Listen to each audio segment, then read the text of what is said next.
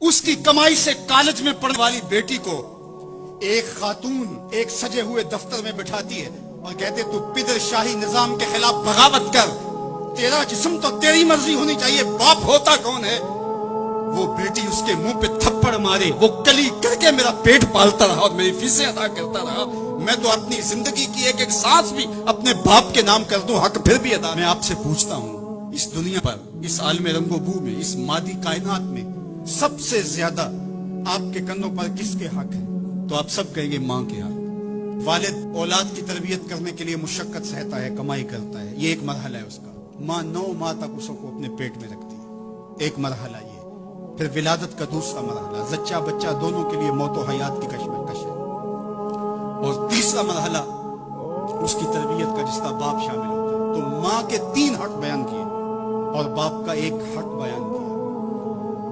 मुझे बताओ, वो मां और वो बाप जो औलाद को अपनी आंखों का तारा और नूरे नजर कहती है, क्या उसके हक सारी जिंदगी भी कोई लगा रहे तो अदा कर सकता है?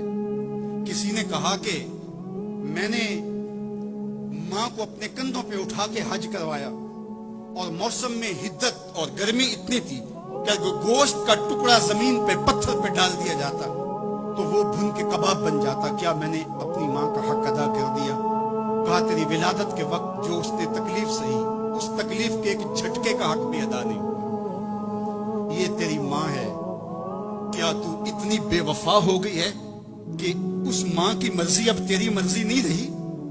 वो बाप जिसकी हड्डियां भी दर्द कर रही हैं और वो मजदूरों वाले अड्डे पे बैठा है, और जब कोई मजदूर लेने आता है तो इससे सही तरह से उठा भी नहीं जाता, फिर भी कली वाला डब्बा उठा के आगे बढ़ता है और मजदूर लेने वाले शख्स के साथ लिपट के चिमट के कहता है कि बाबू मुझे ले जाओ, 10 रुपए कम दे देना, मैंने अपनी बेटी की कॉलेज की फीस देनी है।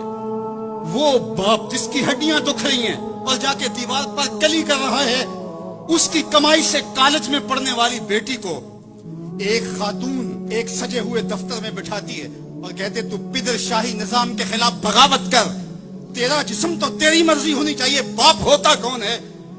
वो बेटी उसके मुंह पे थप्पड़ मारे, वो कली करके मेरा पेट पालता रहा और मेरी फीसें अदा करता रहा। मैं तो अपनी जिंदगी की एक एक सांस भी अपने बाप के नाम कर दूं, हक फिर भी अदा नहीं हो सकता। मेरा बाप मेरी तालीम का जामिन है, मेरी जिंदगी का जामिन है, मेरी इज्जत और आबरू का पहरेदार है। अल्लाह अकबर। मुआशरा बदल गया, हालात के तेवर तब्दील हो गए, बगावतें भर गईं, वफाओं ने दम तोड़ दिया। मगरबी तहजीब की यलगार ने मर्द आवाराओ, बेकारो, जन कमारबाश, क्या मुआशरा तख्लीक किया जा रहा है। मेरे हुजूर के गुलामों, आओ हमने दीन हुजूर से लेना है। और ये सारे चौंचले और ये सारी मगरबी वजीफा खोर तंजीमें ये दम तोड़ के रह जाएंगी। इस कायनात के अंदर और इस वतन के अंदर झंडा लहराएगा तो मोहम्मद अरबी के निजाम का ही लहराएगा। इसके लिए मैं और आपने अपनी जिंदगी की एक एक सांस लगानी है।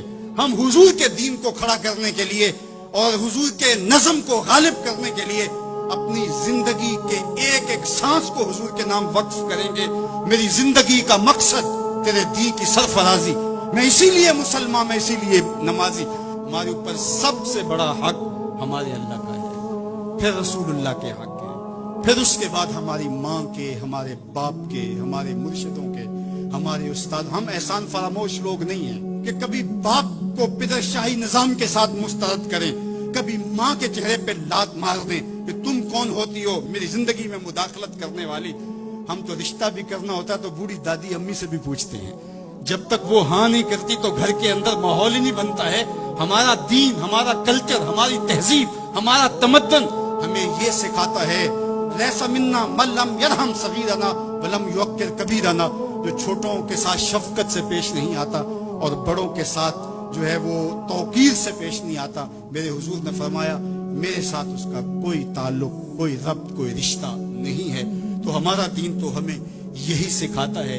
तो एक उम्मत बनो, दूसरा उम्मत वसत बनो, तो फिर देखना तुम फिर बढ़ते रहोगे और तुम्हारा बढ़ना मंजिल आशना होगा।